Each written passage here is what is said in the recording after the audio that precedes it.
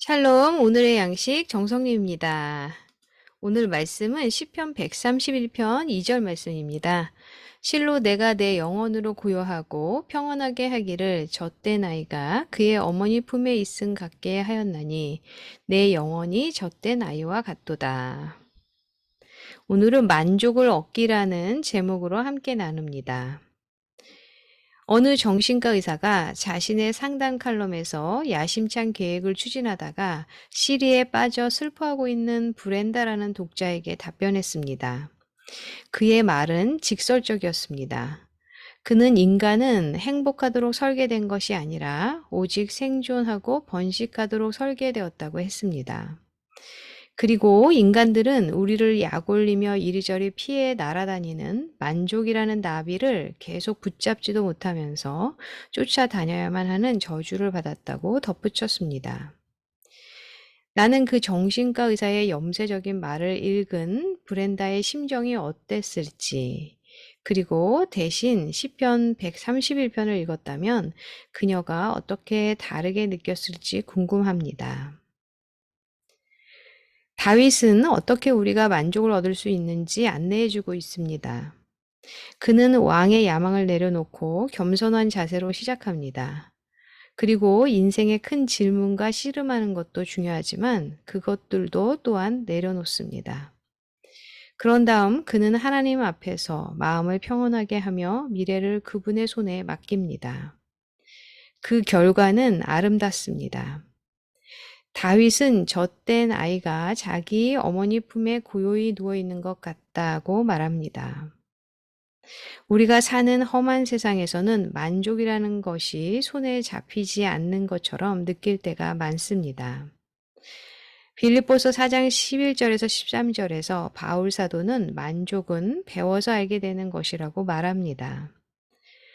그러나 우리가 단지 생존하고 번식하기 위해 설계되었다고 믿는다면 만족은 분명 잡을 수 없는 나비에 지나지 않을 것입니다. 다윗은 우리에게 다른 방법을 보여줍니다. 그것은 하나님의 임재 안에 고요히 머물면서 만족을 얻는 것입니다. 당신이 가장 만족을 느낄 때는 언제입니까? 오늘 서두르지 않고 조용히 하나님과 함께하는 시간을 어떻게 가질 수 있을까요? 사실 만족이라는 것은 그저 어떤 상태가 되어 있는 어떤 기준이 있는 것이 아니라 저는 이게 마음에 있다는 생각이 듭니다. 저도 어떤 뭐 욕심이 있거나 그죠? 갖고 싶은 거, 하고 싶은 거, 막 그런 게 이렇게 마음 가운데 밀려올 때는 그것이 되어지지 않는 어떤 환경과 상황들이 정말 속상하고 마음이 아프고 힘들 때가 있었습니다. 그런데 그 와중에 감사한 것들을 찾고 그리고 주님께서 저에게 뜻하신 어떤 계획들을 다른 것을 알게 해 주셨을 때, 어제도 나눈 것처럼 다른 길을 알려주셨을 때, 주님께서 행하실 것을 믿고 하나하나 스텝 바이 스텝 이렇게 쭉 따라갈 때, 어떤 삶에 감사가 찾아오니까 만족하게 되는 것을 깨닫게 됩니다. 그래서 조용히 하나님과 함께하는 시간이 굉장히 중요한데요. 우리가 왜 바쁠 때, 그럴 때 굉장히 분주하고 함으로 인해서 말씀을 잘 안 읽고 기도 시간도 못 갖게 되는 경우가 많은데요. 사실은 바쁘고 중요한 일을 하는 분들일수록 더욱더 말씀 묵상, 그리고 하나님께 나아가야 된다고 저는 생각하고요. 물론 바쁘고 분주하지 않으신 분들, 그런데 이게 영적으로도 게으름이 있어요.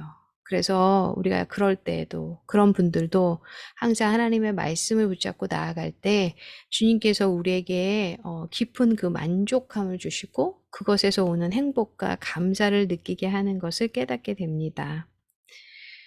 당신의 가족 만족을 느낄 때, 당신이 가장 만족을 느낄 때는 언제입니까? 라고 우리 질문한 것을 함께 질문해 보면, 그리고 대답해 보면 좋겠습니다.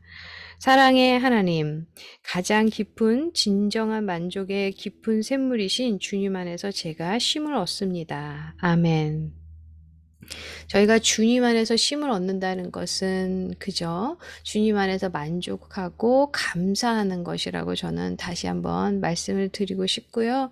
그러하지 못한 상황 가운데 우리가 불만 불평이 많이 생기는데요. 그러다 보면 우리의 말이나 어떤 행동이나 감정이 항상 부정적인 방향으로 계속 가게 돼서 정말 행복이 우리에게 떠나가는 것 같아요. 그래서 아까 여기서 말한 것처럼 이 만족이 없다라는 거죠. 그래서 만족이 없다 보니까 그것을 계속 쫓아가는 거야. 그런데 그 나비 같은 만족을 절대로 잡을 수 없을 때 정말 얼마나 그 삶이 불행하겠어요. 그죠? 우리 왜 파랑새라는 동화를 알고 계시죠? 파랑새를 찾으러 계속 따라가는 그거는 파랑새가 소망, 어떤 희망을 말하는 건데 사실은 집에 와서 보니까 그 파랑새가 있었잖아요. 그런 것처럼 행복, 그리고 만족, 어떤 평안함, 그 감사함은 바로 우리 옆에 있다라는 거죠. 우리의 일상의 삶이 당연한 것이 아니라고 느꼈을 때, 어떤 사람은 이 하루를 정말 눈을 뜨는 것을 감사하면서 눈을 뜨고, 그죠? 그리고 우리가 사소한 것들을 하나하나 감사하며 나아갈 때, 그죠? 앞을 보지 못하는 분들 중에서 그 유튜브에서 제가 봤는데, 그 청년이 너무너무 씩씩한 거예요. 앞을 못 보게 되었는데요. 그런데 너무너무 씩씩하고 밝고 그리고 앞을 못 보는 사람들을 위해서 여러 가지 그런 그 것들을 만들어서 영상을 올렸어요. 그러면서 항상 감사한 그런 모습들 얼마나 감사해요. 우리는 어떤 분들은 그죠? 어떤 고난 가운데 있으세요. 그런데 그 고난 가운데서도 하나님이 감사를 숨겨 놓으셨어요. 그런데 사실은 그게 숨겨져 있는 게 아니라 우리 바로 옆에 있는데 그걸 못 보기 때문에. 그죠? 우리의 마음에 있어요. 그래서 하나님 앞으로 나아가서 우리가 감사하는 삶을 살아갈 때 우리 주님께서 주시는 행복이 오늘의 일상에도 넘쳐날 줄 믿습니다. 함께 기도하겠습니다. 하나님, 사람은 어떤 것에 만족하기가 쉽지 않은 것을 보게 됩니다. 그러나 하나님을 알고 하나님 앞에서 우리의 평범한 일상이 얼마나 감사하고 당연한 것이 아니라고 느낄 때 그것이 정말 은혜이고 또한 하나님을 알고 믿음으로 고백할 수 있도록 믿음의 눈을 뜨고 살아간다는 것이 얼마나 놀라운 기적 같은 축복인지를 깨닫게 하여 주시옵소서. 그럼에도 불구하고 여러 가지 기도 제목 가운데 마음이 힘들고 위로가 필요한 자들을 주님께서 찾아가 주시고 그들 안에 하나님이 주시는 만족과 기쁨이 충만하기를 간절히 기도합니다. 모든 것을 주 예수 그리스도 이름으로 기도합니다. 아멘.